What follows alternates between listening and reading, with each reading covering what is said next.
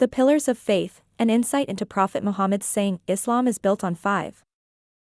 The foundation of Islam is not a matter of mere belief, but a combination of conviction and action.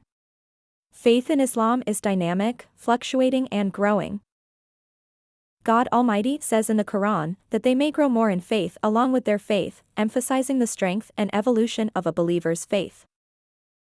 Faith is increased by guidance. God states in the Quran, and we increase them in guidance, illuminating the pathway for those who seek righteousness. This guidance, according to Islamic teachings, is not a static concept. In the Quran, God states, and Allah increases in guidance those who walk aright.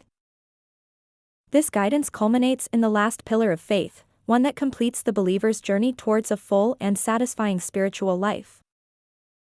Faith in Islam is a journey of continual growth, marked by conviction, action, and guidance.